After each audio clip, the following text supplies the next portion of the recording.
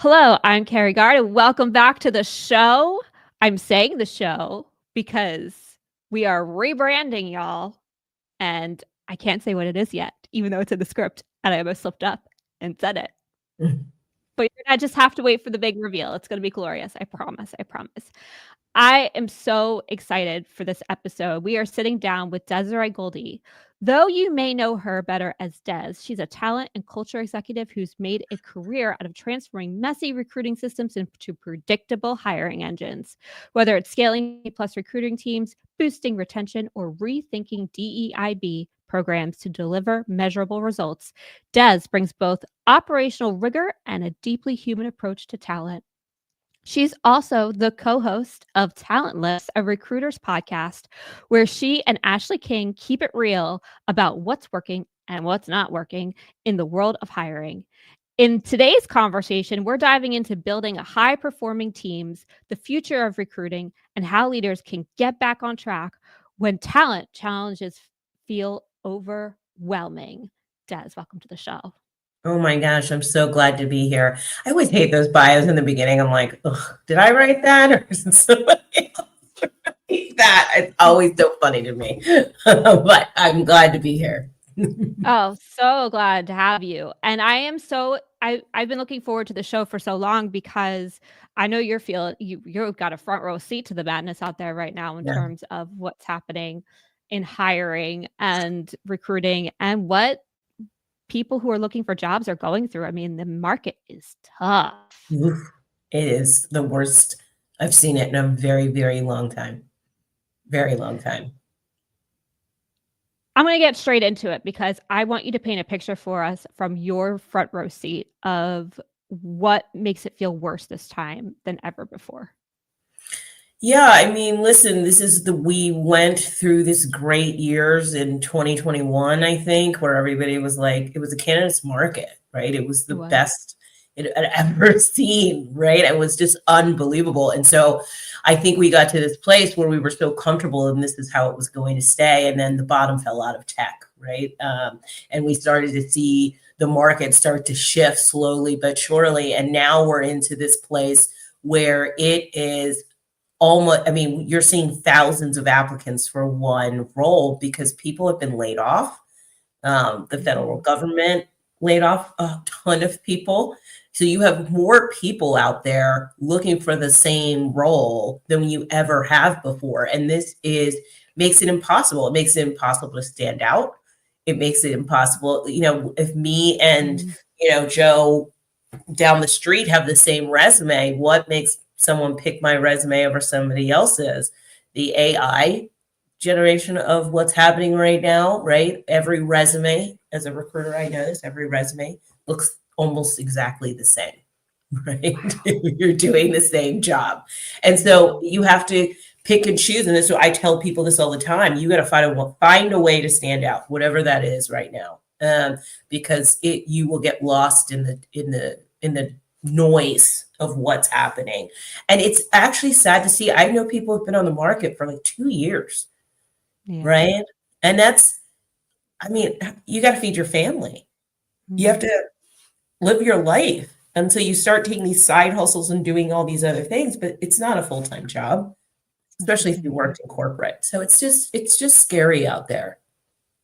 It is scary out there. I'm seeing it everywhere. If you're listening to us today and you're on the job market, you are in the right place. We are going to help. And if you're a recruiter, same thing. We are here to help you both come together to find solutions through this because as, I feel like marketing always gets hit kind of the hardest in some regards to when resources get strapped because your headcount is one of the most affected immediately. We're considered overhead when really... Right. Yeah. So I know the marketing industry is getting hit pretty hard. Is it everywhere? Is it specific industries? What are you saying? Yeah, I mean, the recruiting market has been awful for like 2 years. Like if you're a recruiter out there, I mean, it's just been, we are one of the first to go because they're like, oh, we can hire through a job board. We don't need that many people because no one understands what recruiters really do, or really good recruiters do. So it's always one of the worst. Marketing itself, but I would say just overall, it is everywhere. It is in tech. I know software developers who I've worked with in the past who've been on the job market, which is, it's just unreasonable. I'm shocked that they're still having such a hard time, you know? But when I post a job and I get 400 applicants in less than a day, that is, it's just insane. How do you even start? Where do you even start? Yeah. I mean, that's the thing, right? And you have to weed these people out. And if you're responsible, you're closing that role after a certain point, saying like, listen, I'm not going to take any more applications. But then you're also responding to every single application, saying at least, no, we've decided not to move forward, and then narrowing it down and narrowing it down and narrowing it down. But this takes time. And so people get super frustrated because they haven't heard anything in 90 days. Well, if I'm a recruiter with 10 roles sitting on my desk, 10 to 15, sometimes 20, because they cut my recruiting team, just think about how many resumes I have to look at. Plus I have to screen, plus I have to do notes, plus I have to, this takes time. And we cut teams significantly. I mean, 50%, 60% of recruiting teams were just decimated. So you're asking one person to do the work of 3 that you laid off. And so it's really sad. And it's really sad because people get burnt out. And that's always my biggest message, right? Is the burnout is real. Both on the job seeker side, the recruiter side, it's just the burnout in job seeking is probably one of the worst, right? Because there's those highs and lows and frustration and, and that it can wear you down. And I just hope that people really, as they are looking for a job, start to think about self-care, and what that looks like, and not always being on and being frantic, and really take the time to give themselves rest and pause. I know this is important to get a job, but if you're burnt out, you're never going to be your best self in an interview. You're never going to manage the emotions of not having a job. And so I think those are super important for people to remember as they're job seeking as well. We had some wonderful guests on. Teresa Portez was on a few months ago, where she talked about her process for job seeking in the marketing era of today, of how hard it is. So go check out that episode. We'll drop it in the comments. And she talked very much about the self-care of it. I think her thing was gardening, was one of her things. Also, Aileen Cosmano came out the other side and came on and talked about her journey as well.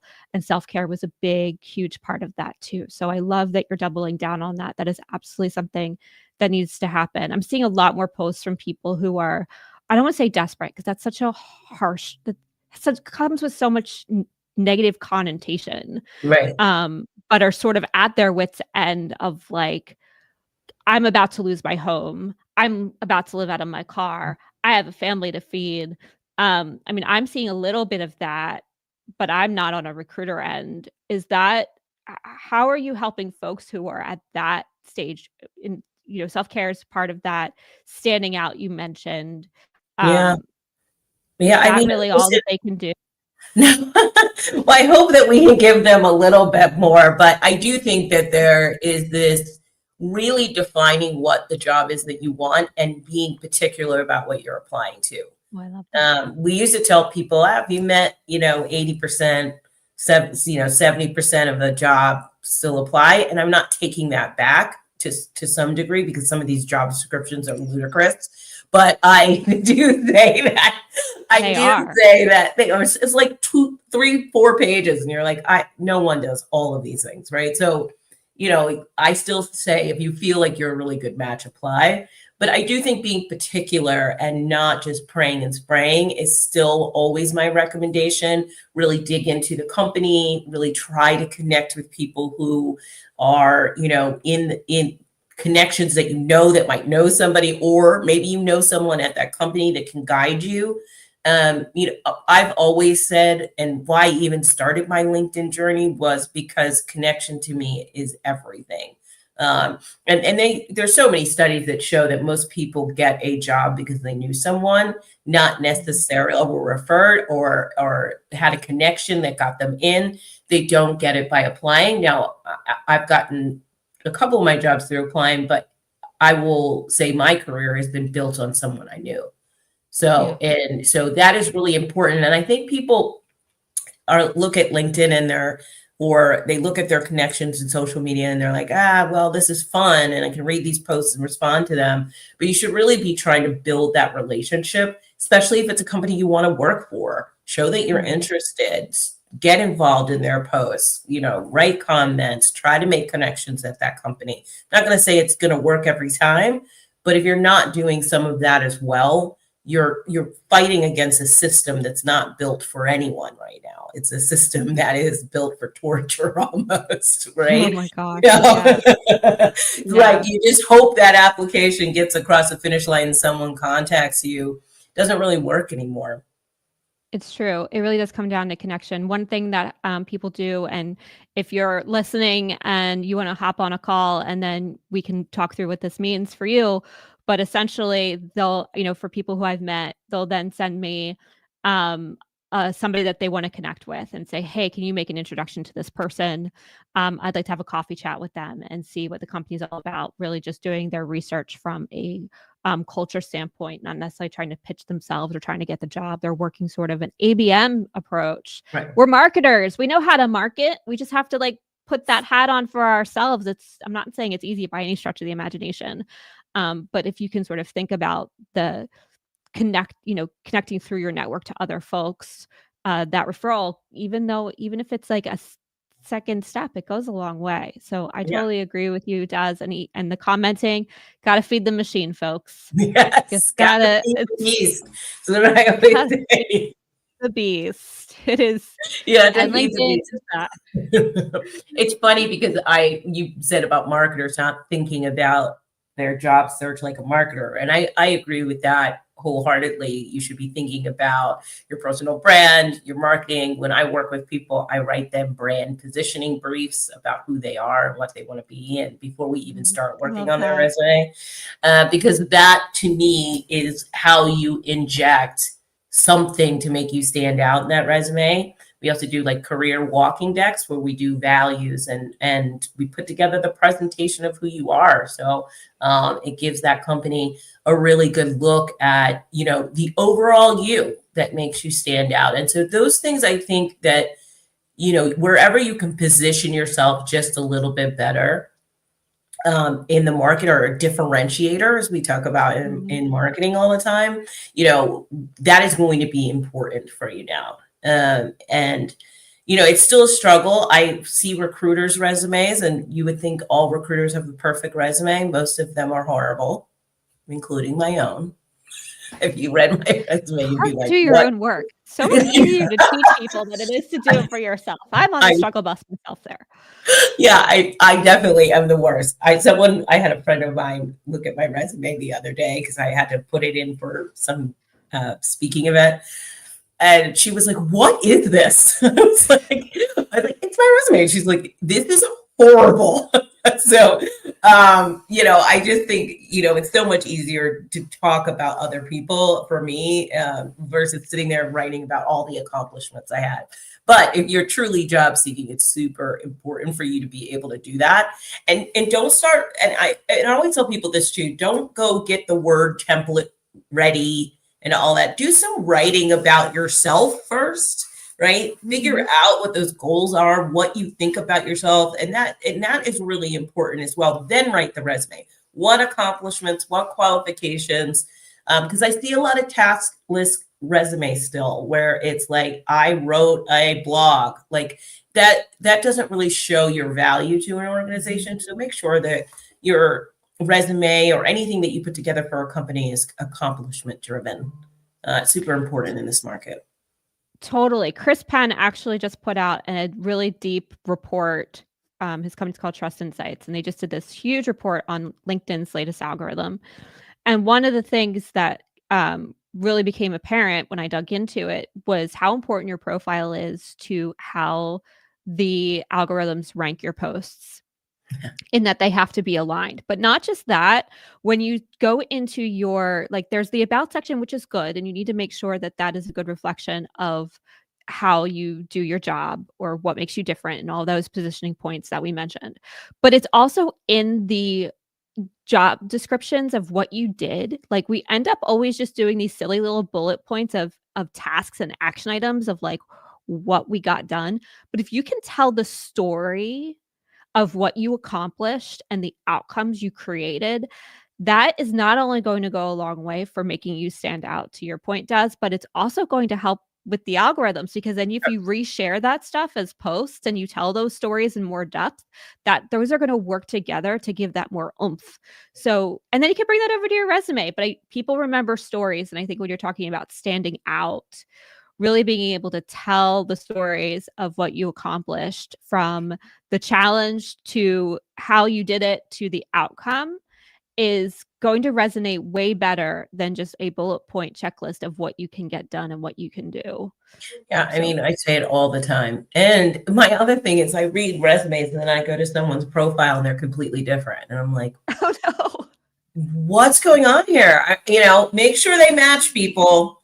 Like, make sure that I'm reading the same thing, or it's like a red flag immediately. So make sure those for the people. Well, what for the people who are trying to tailor their resumes to the job? I feel like that's happening a lot, especially with AI right now. People are over optimizing a bit. Yeah, I would say this is, I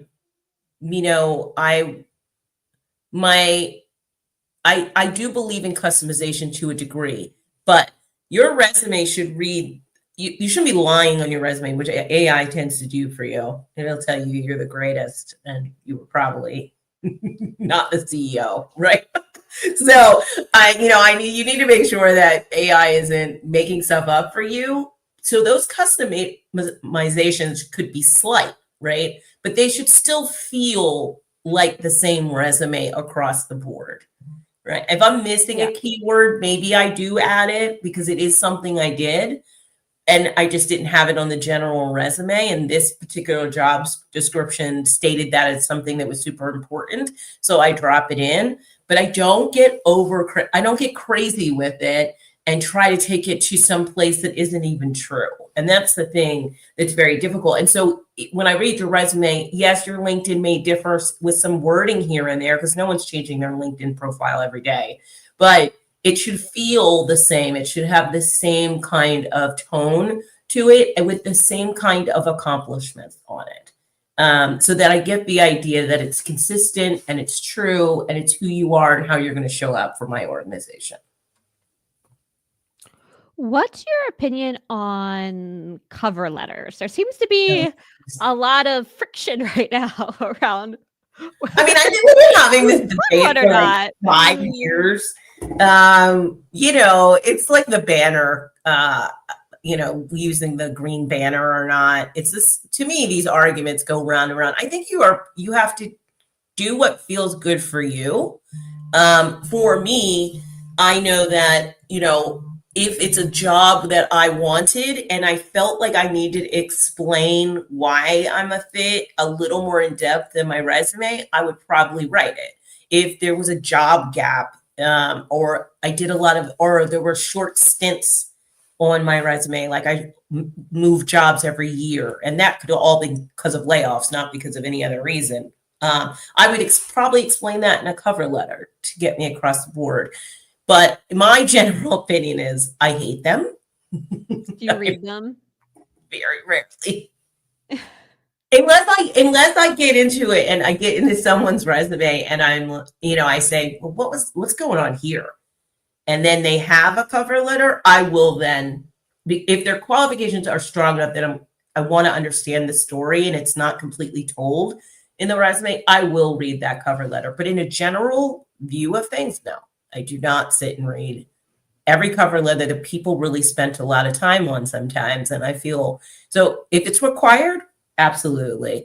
Don't submit a resume or application and not a cover letter if it's required, right? I see people are like, I'm not doing that. Well, then you automatically get put into the pool, right? Why are you applying then? You're getting put already in the pool that you can't follow directions. How does AI come into your job? Do you literally sit there and read every single, like if you're getting 400 applications, do you read all 400 or do you get help from systems? Well, I mean, the system, to some degree will tell me these people aren't qualified, right? If you have an ATS, it will knock people out based on questions that I put in there, though, right? Or questions that you've answered. Like, do you have 15 years of experience in sales? Let's say that's the question. If you say no, and that's a requirement of mine, it will knock you out of that pool. But those are questions that are designed by the recruiter or the company or the job description that they use as knockout, what we call knockout questions. But as a general whole, I actually read, I would say at least 90% of what comes in the door, because I don't want to miss anybody. But that's the other thing about being a responsible recruiter, turning off when you know you're at your max. You have so many applications, you can't close the role. Maybe you have to open it again, but close it, get through those applications, be responsible to candidates. I'm a big believer in candidate experience. Give people the experience that you would want to have. And if you feel like your system isn't knocking out the right people, fix your system, or, really go back and review those systems periodically. I know ATSs, everyone swears you can beat the ATS, but it's not beating the ATS. It's really tailoring it to the job description, your resume to the job description, making sure that you seem like a qualified individual for that role. And then you get put into the pool. And then if you don't answer the knockout questions correctly, you get automatic, right? There's like steps to this thing. And then, a recruiter is usually reviewing those applications and saying no. I love using AI. I know this sounds contradictory what I just said, but I do like AI. It has sped up my productivity in so many other areas so that I can focus on those things. I do want to focus on the resumes and getting the right person in the seat. I don't want to write a million trillion crazy emails, a day to my boss. So some of those things, productivity, AI has helped me in productivity, but not in how I handle candidates. In terms of how you handle candidates and you being so focused on DEIB, how does that play a role in terms of, is that one of the reasons why you read every resume to make sure that there isn't bias and you are catching those people? I mean, yeah, it's not just that. It's true. It's like when I present to a hiring manager, my goal is to always, even if it's not a focus of the organization, is to present a diverse slate of people. It is my passion and focus always.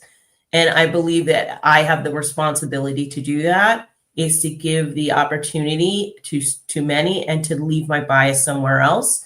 And maybe that's a bias in itself, is that I'm going to go through and I'm going to find some women for that job. I'm going to find, a Black or brown person for that. I'm going to do it, right? Because I believe in presenting a diverse slate. And when I say that, I mean, these people are qualified for the job. They are qualified to do the job. They are a fit based on their resume and their application. And I really feel that wholeheartedly. And I believe people should be doing the same. Diverse teams are more innovative and more productive. It's a fact. And so I try to do the best by everyone, including the organization, in that way. Do you have like a rule of thumb of, if how many applicants do you put towards the team that you're trying to hire for? And is there like a percentage breakdown of how you're trying to make sure that it's, I don't want to say fair, that's not the right word, but like it is diverse? What are some of your rules of thumb in making that happen? Yeah, so for me, I think it's tricky. It depends on the role and depends on the hiring manager, depending on what they want to see. But for me, if let's say I present 10 candidates, good, strong candidates to the hiring manager, I would say half of those to me should be of some diversity. Now, that's not always going to happen. It just isn't, especially in a lot of fields. But I try my best to make the slate, and that diversity could be a pool of anything. It could be just the fact that I put in women. Or it could be the fact that there are Black and brown people, or there are, anything else, someone from the LGBTQ community. It could be any of those kind of notes that I try to make sure you get the mix of. Because a hiring manager does not always think they want the right person in the right seat. I think my job as a recruiter, and we talk about this a lot on the podcast, I have the ability to control some of people's lives, generational wealth, all of these things, the wealth gap. I have that power in my hands because I'm the one revealing. And so for me, that is a power that I take very seriously. And when I go forward, I want to make sure that I'm trying to change and make an impact, not just on that organization, but on the world around us. And I think if you are a great recruiter, that's what you're always trying to do. Yes.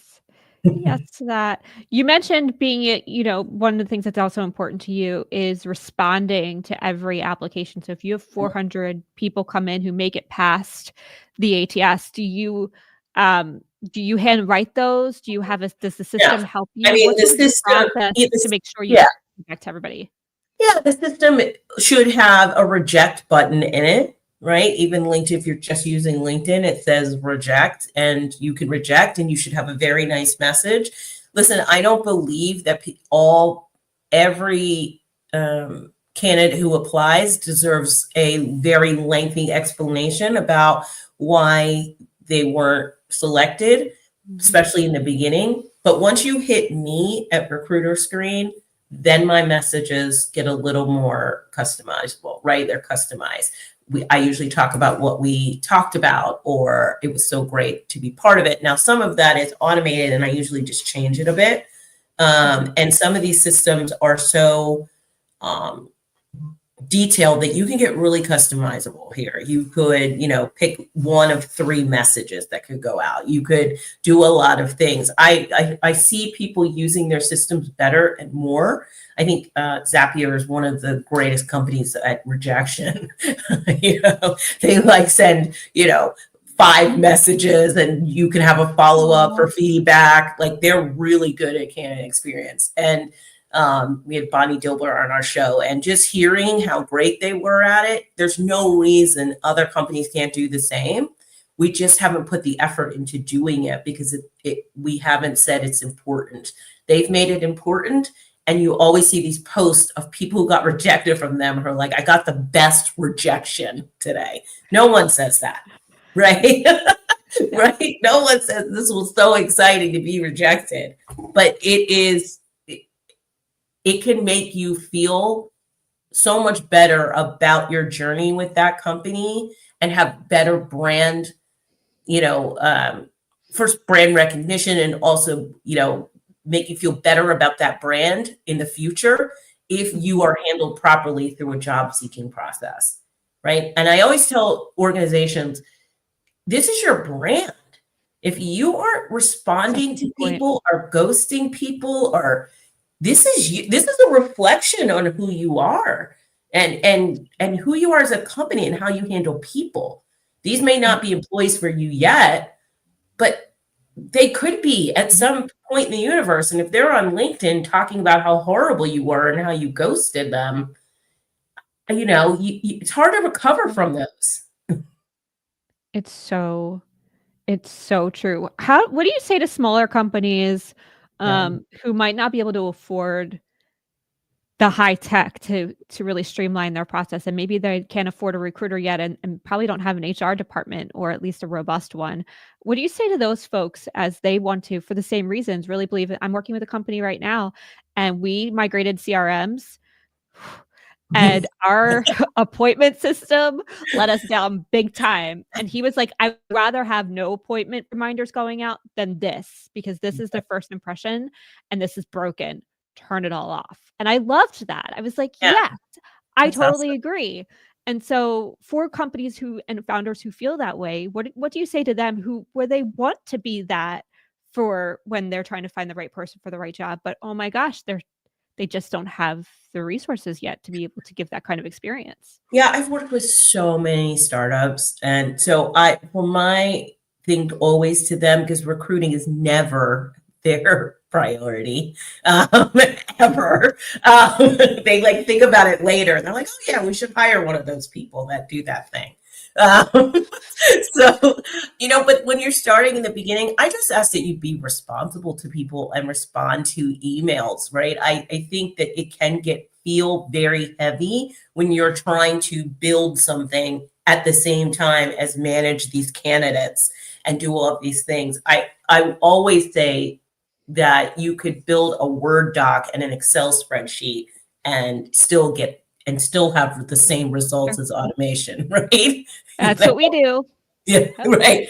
Here's a Word doc, copy that thing, put it in the email. Like, it's really that simple. Like, don't overthink it. It can be that simple. It can.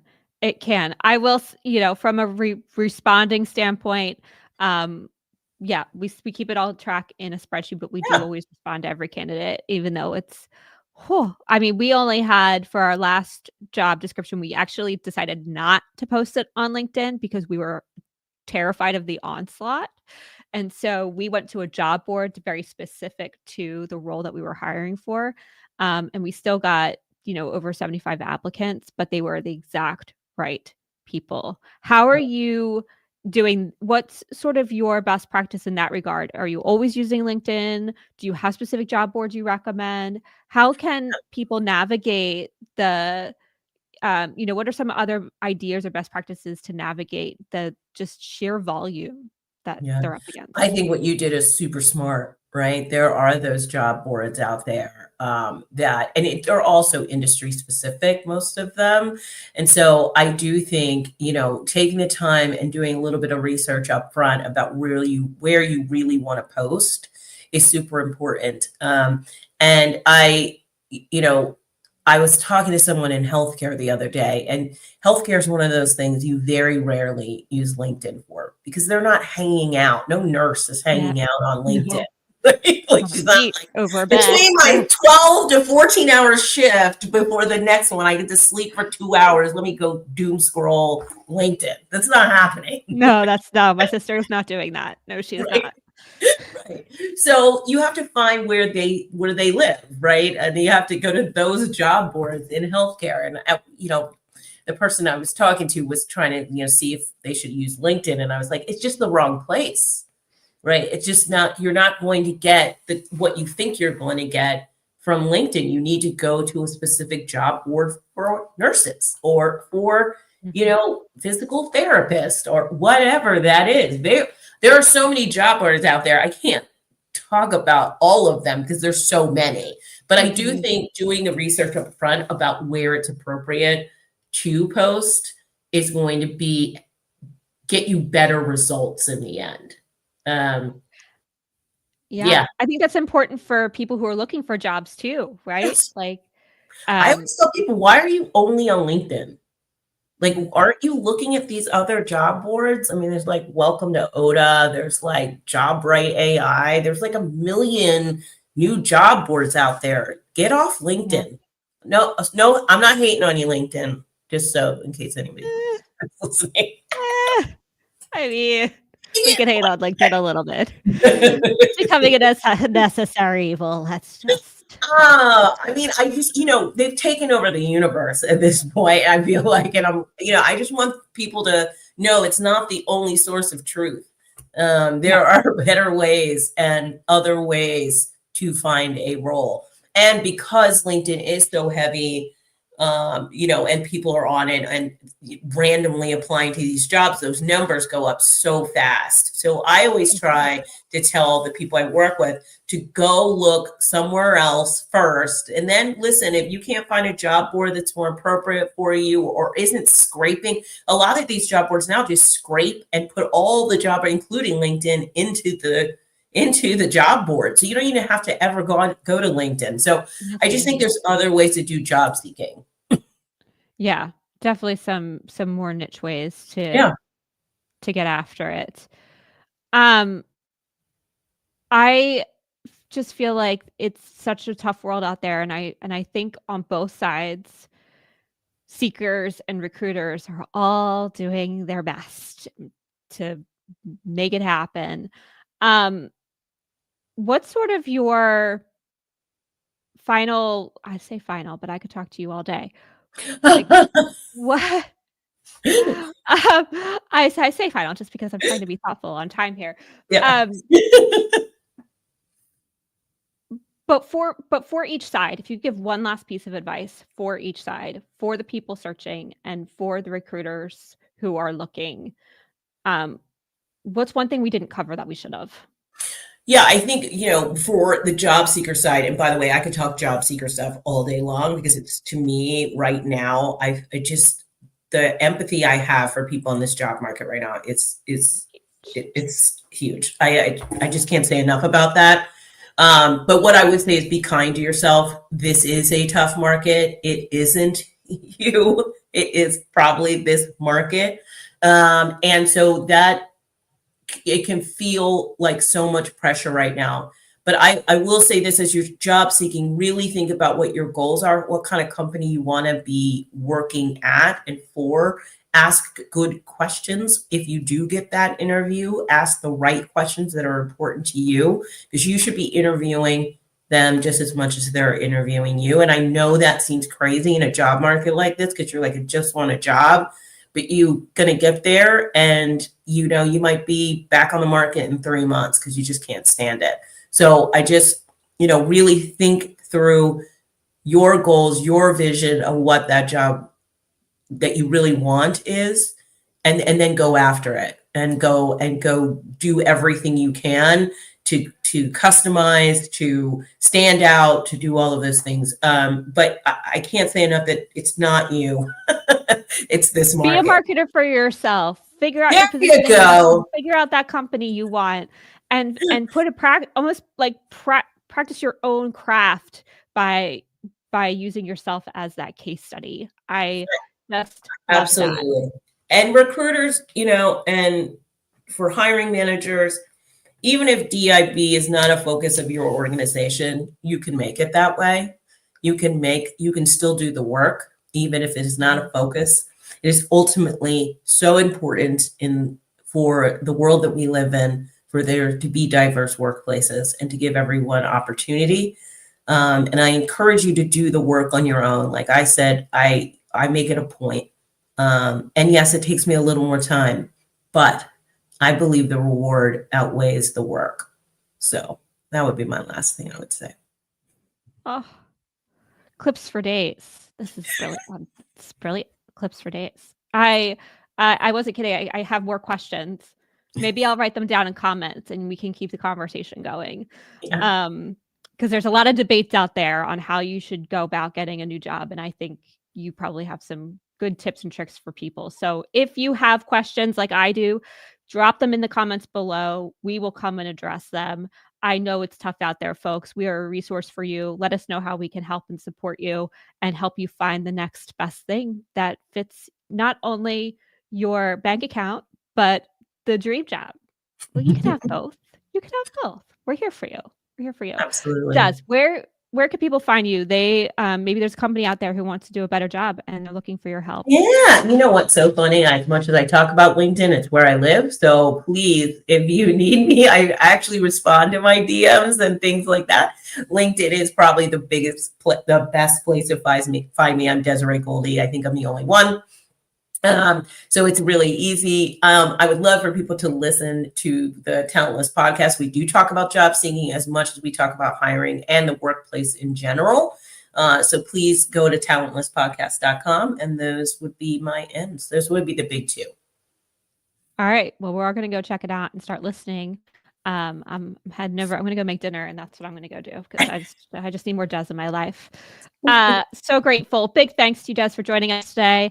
I just absolutely loved your take on really helping out both sides. That's what I wanted to accomplish today, was to help both sides understand what the other is going through. That empathy is so important. It is a tough market out there. You're all doing your best, and we are here for you. So thank you, Des, for bringing that to life for us. I appreciate you.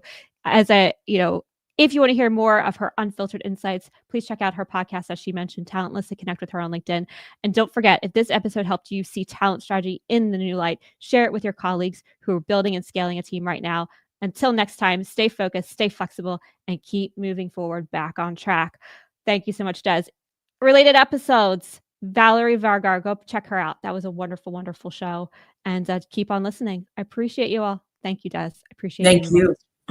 Cheers.